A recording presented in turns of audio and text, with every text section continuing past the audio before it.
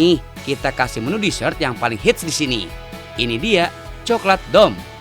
Bikinnya sih simple aja ya guys. Bahan-bahan yang dibutuhkan cuma coklat batang warna pink yang dilelehkan dengan air panas. Tujuannya sih biar coklatnya jadi cair dan bisa dibentuk seperti bola dengan cetakan bening kayak gini guys. Kalau udah dimasukkan ke dalam cetakan, coklat dibiarkan dingin di dalam freezer sampai beku gitu deh. Nah ini dia guys, rahasia yang bikin coklat bola ini jadi punya kejutan di dalamnya. Pada satu bagian coklat ini dibuat lubang dengan diletakkan di atas air atau benda yang panas. Karena coklat merupakan makanan yang gampang leleh, jadi nggak perlu waktu lama untuk melubanginya.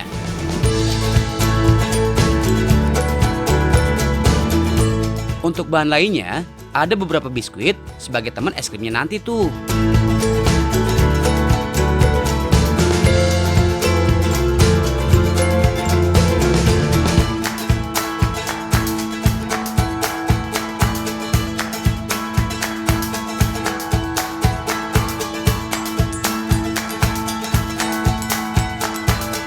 Oh iya, siapin sirup stroberi panas untuk melelehkan seluruh bagian coklatnya. Ini nih yang nggak kalah seru, cara makannya. Kita kasih tips cara makannya ya.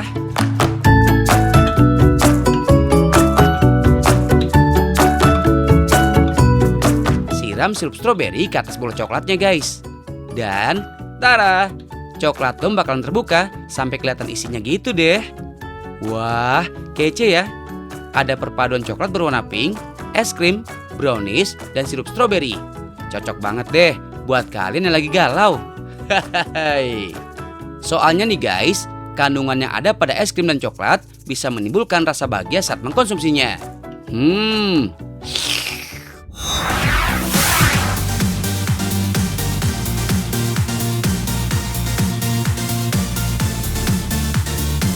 Makanan Betawi di mana ya? Ada di mana? Di situ Bang Madun. Sama-sama Di situ ya? di situ. Ya. Oh, dekat ya? Ini ya? Oh, terima kasih ya. Arigato. Terus, arigato.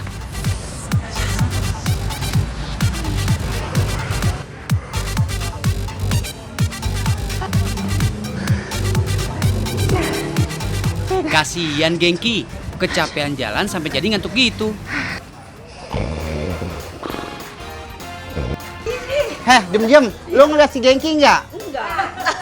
Aduh, nih anak ditungguin dari tadi, kagak nongol-nongol. Bocah, kemana kali itu bocah ya? Jangan-jangan lo kali keder di bocahnya. Jam melingkar di sini, apa ya tiduran? Ya, Kimayar dah. Kalau dibilanginnya. Ya Allah, Gengki. Masa Allah bangun. Gue cariin lu dari tadi. Nggak ada lu melingkar di sini, molor di sini lu. Kayak Kimayar aja lu. Tidur mulu. Bangun. Ayo bangun. Ada bangun. Lu katanya lu mau belajar masak. Iya, mau lu jadi nggak belajar masak? Ya, mau masak masakan Betawi. Masakan Betawi nanti lu gue bakal bikinin masakan Betawi namanya ayam madu Betawi. Ayam madu Betawi. Sama sambal goang Betawi. Sama sambar goang Betawi. Pokoknya masakan Betawi mantep. Mantap ya, mantap ya. Iya dong. Ayo dah yuk, kita masak yuk. Yuk. Udah lapar ya Tong ya? Lapar sekali. Ya Allah ya Rabbi. Sayang ya. Ayo sini bro sini. Kasihan betul anak orang dari mana-mana, dari Jepang kemarin naik getek. Oh iya, kenalin guys, ini dia temennya Gengki. Namanya Chang Madun, atau lebih dikenal dengan nama Nyak Kopsah. Beliau adalah salah satu seniman Betawi guys. Selain gaya dan tingkahnya yang lucu, Nyak Kopsah juga punya usaha kuliner. Menu-menu yang ditawarkan adalah serba khas Betawi. Oke, saya udah ketemu sama Nyak Kopsah Sang. Sang. Pakai sang. Saya itu Mister. Bahasa Jepang. Terus lah. Oke, jadi hari ini saya belajar masakan Betawi. Masakan khas Betawi banyak dipengaruhi oleh kuliner Melayu, Arab, India, Tionghoa, dan Eropa. Ciri khas rasa masakan Betawi identik dengan gurih, asin, dan pedas. Nah, langsung aja untuk olahan pertama. Namanya sambal goang. Guys, hampir tiap daerah di Indonesia memiliki sambal khas tersendiri. Untuk sambal goang, bahan-bahannya hampir sama dengan sambal pada umumnya. Terdiri dari cabai merah, cabai rawit, bawang merah, bawang putih, gula aren, dan terasi.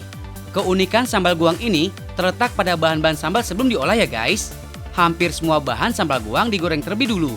Kalau semua bahan sudah siap, langsung masuk ke proses pengulekan.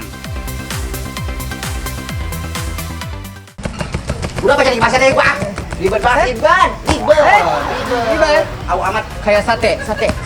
bukan mau daging kambing. Oh, bagus ya? Iya dong tuh.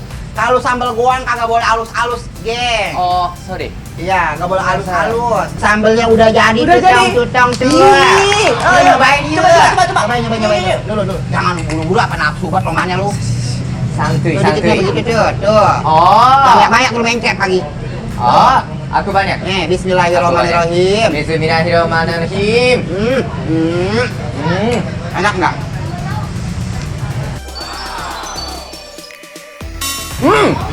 Enak.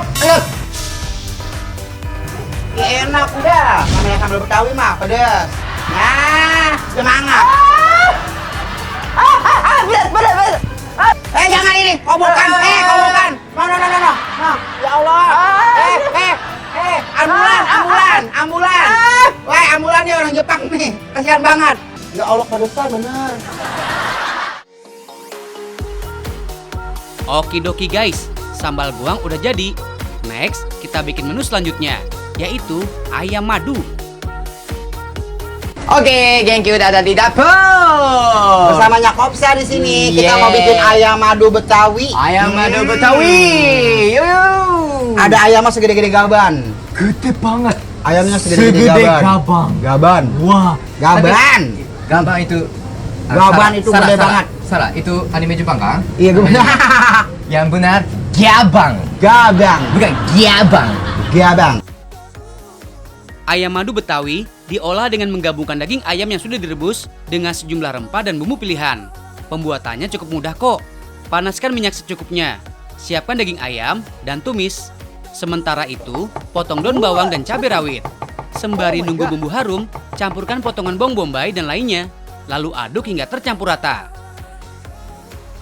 Untuk membuat ayam madu semakin mantap, tambahkan kecap manis guys. Aduk sesaat dan diamkan.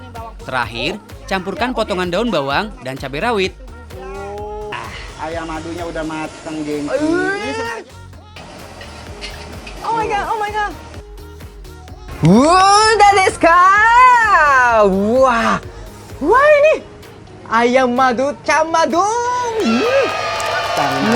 Camadung Alias kokopsa. Wah, mau wangi aja bisa makan nasi. Yuk. Kuahnya ini enak betul diuyup. Iya, Ntar. uyup. Jangan lu uyup sekarang mah. Boleh? Jangan panas. Nggak boleh? Panas nggak Nanti boleh. aja. Bawa dulu ke sana. Bawa dulu. Bawa. Oke. Ya, sapa-sapa dong yang pada beli ya. Usaha kuliner milik Nyakopsa ini udah ada sejak puluhan tahun lalu guys. Semua menu-menu yang ditawarkan merupakan resep turun-temurun. Untuk tiap porsi, harganya mulai dari 20.000 sampai dengan 80 ribuan. Oh iya, talking buat makanan Betawi emang kurang lengkap ya guys tanpa adanya jengki alias jengkol.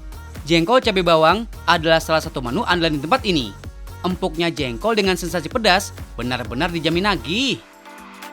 Terdiri dari irisan bawang merah, bawang putih, dan jengkol yang sudah direbus dan dibumbui. Tumis bawang merah dan bawang putih guys.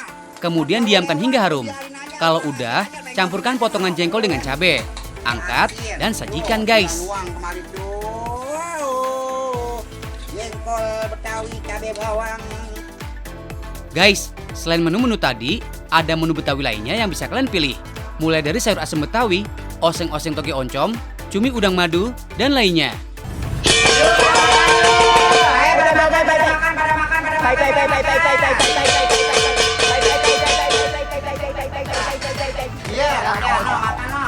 Ini semua makanan Betawi. Di Jepang mah kagak ada lu ginian. Enggak ada, semua enggak ada. Apaan, bro?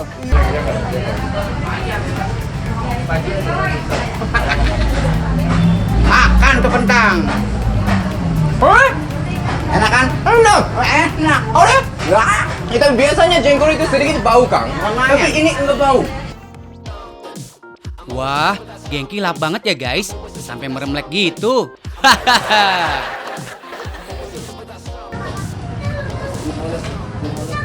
Oh my god. Nggak pakai sendok ya? Nggak usah, jangan Oke. pakai sendok. Oke, siap. Nggak pakai sendok. Pelan-pelan.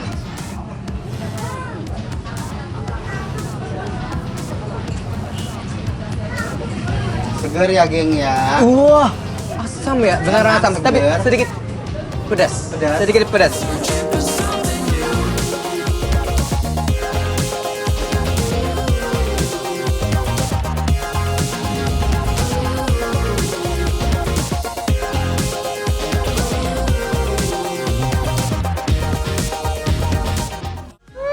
Kenyang udah? Iya, Kenyang. Kenyang bahagia.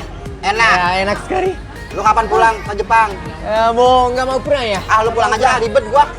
Bro. Ah, ribet. Pulang ya. Oke, Pulang ya. guys, Pulang nyariin. jangan lupa nonton terus, tahu nggak Ya sih? Allahu Akbar. Makin tahu, makin banyak ilmu. Iya, makin tahu makin banyak ilmu. Ayo semuanya. Oke, mari.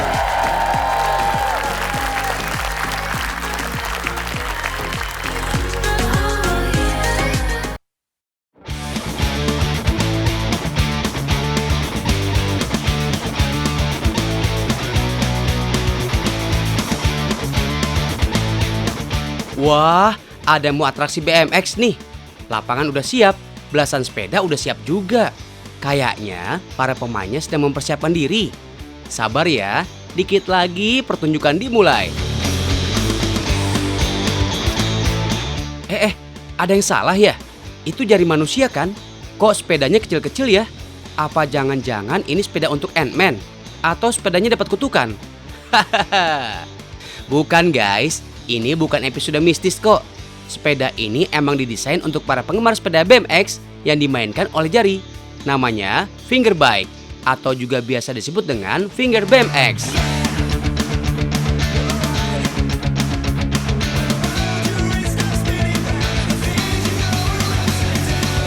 Finger BMX ini emang replika miniatur sepeda BMX guys. Tuh, lihat aja.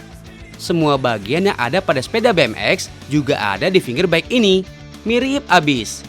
Yap, sepeda ini emang diciptakan untuk meniru yang dilakukan para sepeda ukuran normal. Nah, nggak mau kalah dengan sepeda BMX sungguhan, sepeda super mini ini ada komunitasnya juga loh. Salah satunya di Bandung, Jawa Barat. Biasanya sih, mereka ngumpulnya di Jalan Pajajaran guys. Buat yang tertarik, ada beberapa teknik dasar yang dimainkan saat pertama kali memegang finger BMX. Pertama, harus belajar cara pegang finger BMX-nya guys. Ibu jari dan telunjuk digunakan untuk memegang bagian setirnya. Terus, jari tengah dan jari manis biasanya bertugas untuk memegang bagian belakang finger BMX-nya. Nah, tinggal dibiasain memegang finger BMX sambil jalan di trek lurus sampai sepedanya bisa nge-flip gitu deh. Kelihatannya gampang ya, tapi mainnya nggak bisa sembarangan loh. Karena pada dasarnya, trik dan cara memainkannya seperti sepeda BMX beneran.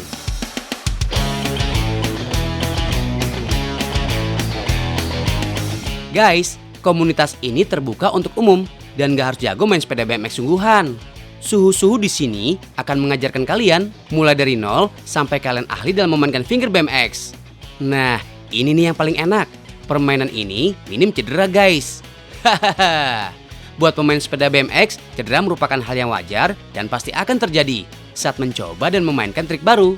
Tapi, kalau para newbie yang lagi belajar memainkan finger BMX ini, nggak ada resikonya. Jadi aman. Hahaha. Guys, seperti sepeda pada umumnya, sepeda super mini ini juga harus dirawat loh. Karena nggak ada yang jual spare partnya, biasanya mereka hanya menggunakan lem pada bagian yang patah. Hahaha. Terus, kalau ada bagian yang kendor, tinggal diatur ulang deh. Ya, udah mulai berhasrat memainkan si mini ini. Satu buah finger BMX dibanderol dengan harga Rp180.000 sampai Rp250.000. Tergantung tipenya guys. Ada yang era modern mid school hingga old school. Kalau udah ketagihan sama finger BMX, biasanya bakal kepengen nyobain sepedahan BMX beneran nih guys. Hahaha. Guys, BMX sendiri merupakan kependekan dari bicycle motocross. Olahraga satu ini muncul pada akhir tahun 1960-an di California, Amerika Serikat. Pada saat itu, lagi booming-boomingnya tuh olahraga motocross. Jadi, olahraga balapan dengan mesin ini kemudian jadi inspirasi lahirnya balapan versi tenaga manusia. Nah, dulunya sih BMX emang ditujukan untuk balapan aja. Tapi sekarang, pengguna sepeda BMX bisa memainkannya di taman, bahkan di jalan raya. Seru kan?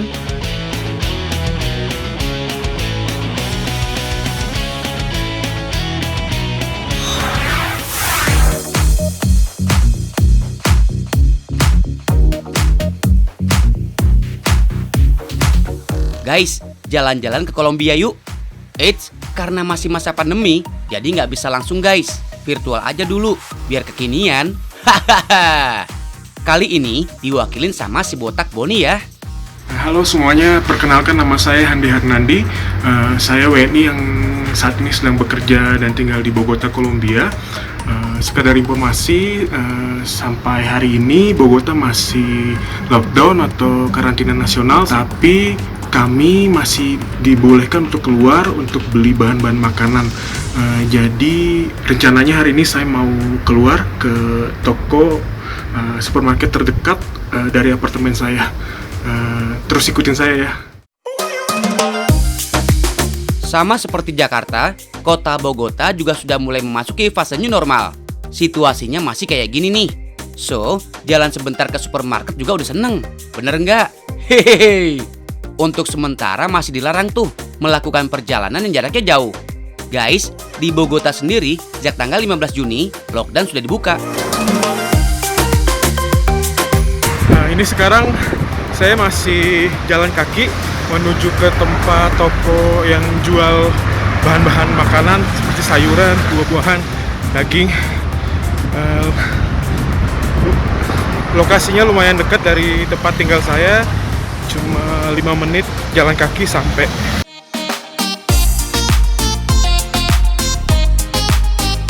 Nggak pakai lama, udah sampai nih guys. Tapi sesuai peraturan pemerintah, harus ada prosedur keamanan pencegahan COVID-19 sebelum masuk ke area belanja. Ini udah selesai belanjanya. Tadi prosedur untuk masuk ke tokonya mungkin sama kayak di toko-toko lain. Jadi kita antri dulu. Terus pas udah mau masuk, ada satu orang yang jaga, itu nanya identitas kita, namanya siapa, terus nomor telepon, nomor identitas, terus habis itu diperiksa suhu tubuh. Selesai diperiksa suhu tubuh, terus cuci tangan, lalu boleh masuk. Dan karena tadi saya sempat nggak boleh buat ngerekam suasana di dalam supermarket tokonya, jadi nggak sempet direkam. Tapi udah lengkap semua sih belanjaannya, dan lumayan buat seminggu. Tadi saya beli ikan, beli sayuran buat masak. Dan sekarang saya mau udah lengkap. Sekarang saya mau balik ke rumah. Terus nanti saya sampai rumah tuh saya cuci semua sayuran, semua ikannya, terus saya masak.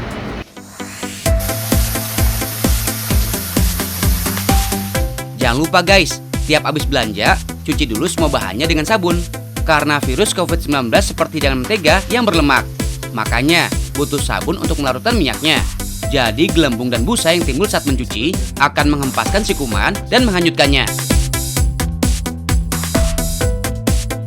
Setelah mencuci bahan hingga bersih, lanjut masak deh.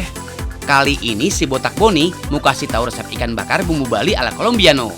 Bahan utamanya adalah ikan pescado mojarra roja. Ikan ini adalah ikan endemik Kolombia yang hidup di air tawar. Kalau di Indonesia sih kayak ikan nila merah gitu deh. Keistimewaan ikan pescado mojarra roja ini ada pada daging yang lebih lembut. Delicioso. Beda negara, beda cara pengolahan. Kalau di Kolombia, ikan biasanya hanya digoreng dengan taman garam dan jeruk nipis. Makanya, juru masak botak Boni mengkombinasikannya dengan bumbu khas Indonesia biar tambah enak dan demi mengatasi rindu padamu. Pada tanah air maksudnya. Hehehe.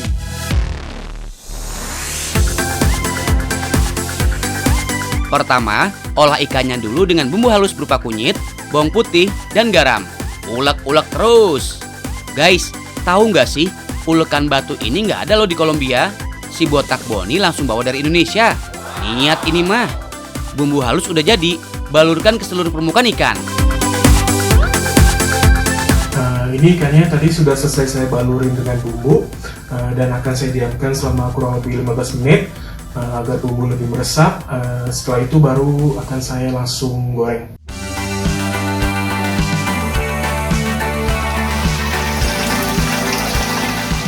Selanjutnya baru dia digoreng. Gak usah lama-lama ya. Jadi ini ikannya akan saya goreng, tapi nggak terlalu lama, karena setelah selesai digoreng akan saya balur dengan bumbu khas Bali, dan setelah itu akan saya panggang di oven. Selesai goreng, diamkan dulu sampai minyaknya turun. Lanjut bikin bumbu pelengkapnya. Pertama, haluskan bawang merah dan bawang putih. Masukkan paprika dan cabai kering. Kenapa saya milih buat diulek pakai ulekan? Karena biasanya rasanya lebih nikmat. Nah, bumbu halus yang sudah jadi, kemudian tumis. Tambahkan lengkuas, daun salam, dan daun jeruk satu persatu. Supaya rasanya tambah enak, jangan lupa kasih saus tiram, kecap manis, garam, dan gula.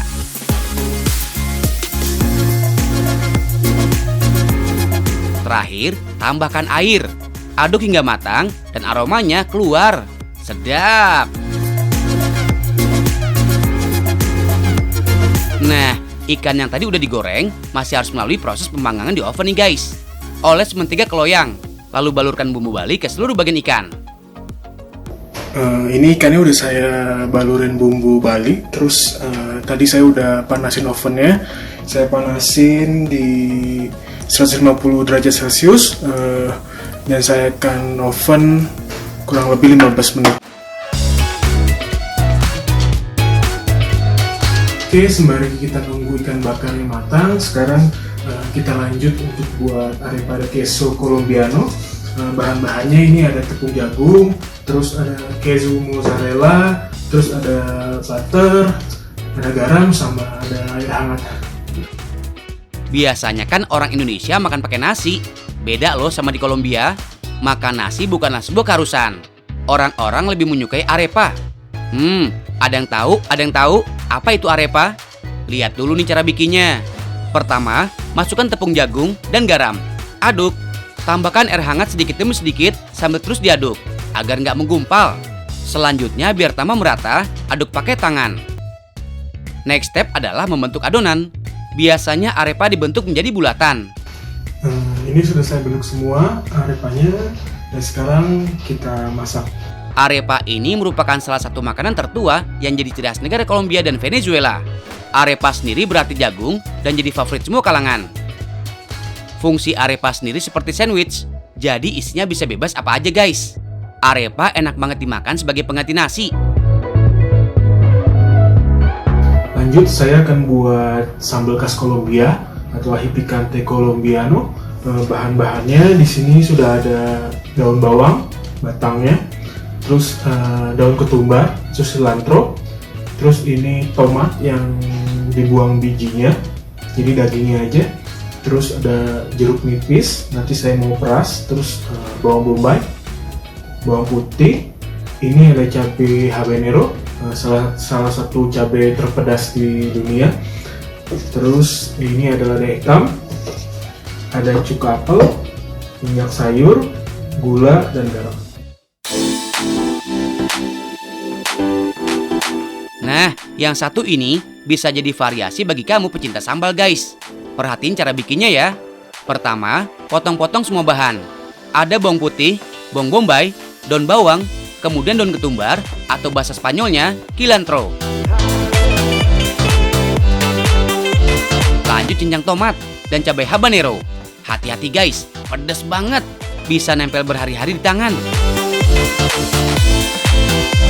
Untuk racikan bumbunya, menggunakan perasan jeruk nipis, minyak sayur, garam, gula, lada hitam, dan cuka apel.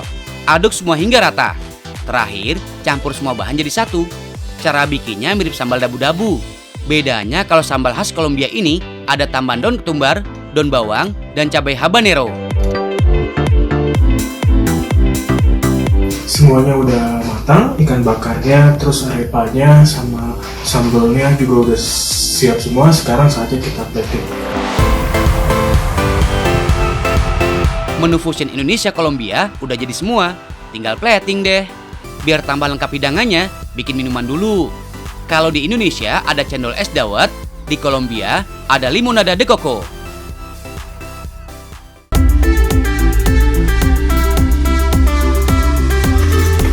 Yang ini bikinnya gampang banget. Perasan jeruk nipis di blender jadi satu dengan santan dan es batu. Jangan lupa tambahan gula sesuai selera.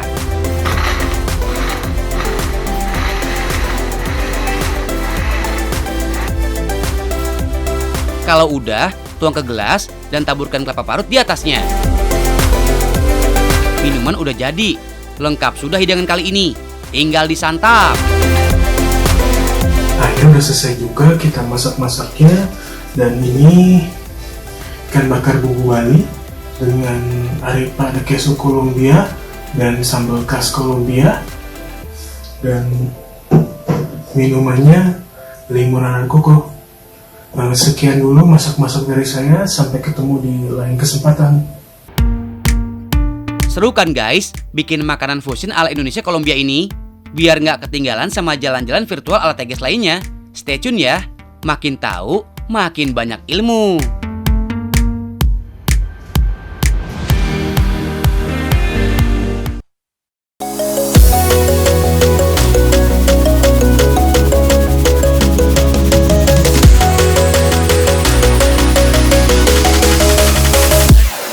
Guys, walau di Medan punya segambreng kuliner khas, tapi kalau lagi bosen, boleh banget nih cobain kuliner internasional. Adanya di Mille Bistro, cafe bertema Italian Thai Fusion and Desserts. Chefnya bakal beraksi di dapur nih. Judulnya sih bikin pancake ya guys. Eits, pancake yang satu ini di one and only di kota Medan loh. Karena pancake yang lagi dibikin ini nggak lagi dibuat di atas teflon ya guys, tapi justru dipanggang. Kalau adonannya masih sama kok, kayak racikan pancake klasik, ada tepung terigu, susu, dan juga telur. Tapi kalau yang satu ini, namanya Baby Dutch Pancake. For your info nih, meski namanya ada embel-embel Dutch, bukan berarti berasal dari Belanda ya guys, tapi berasal dari Jerman. Kalian tahu nggak sih, pada awal tahun 1900-an, imigran Jerman yang tinggal di Amerika lah yang pertama kali membuat Baby Dutch Pancake. Cuma karena orang Amerika pada ribet nyebut kata Dutch, yang artinya orang Jerman, akhirnya mereka justru salah sebut nih guys, jadi Dutch. Kalau adonan sudah jadi, tinggal dimasukin ke dalam pinggan seperti ini. Cukup tuang sedikit adonan aja ya guys. Lalu oven dengan temperatur 200 derajat Celcius. Tinggal tunggu selama 20 menit, adonan pancake yang sedikit tadi bakal mengembang di dalam oven. Yuhu! Udah perfecto nih guys, pancake panggangnya. Dari kue gepeng dengan bentuk bundar, sekarang makin banyak kayak pancake-nya. Tahu nggak sih guys, kalau ternyata hidangan pancake ini merupakan warisan dari zaman Romawi kuno loh. Kalau dulu sebutannya alita dolcia, yang artinya makanan manis. Tinggal dikasih topping nih pancake-nya. Uniknya, setelah dikeluarkan dari oven, pancake bakal mendadak kempes nih guys. Sekilas jadi kayak mangkok ya. Yap, segambreng pancake tersebar di berbagai negara. So pasti cara penyajiannya beda-beda stylenya. Kalau pancake dengan Jerman style ini selalu identik dengan isian yang nge-mix rasa gurih dan juga manis. Duh, kalau kamu sih bukan manis lagi, tapi cantik. Ini dia guys, Baby Dutch Pancake.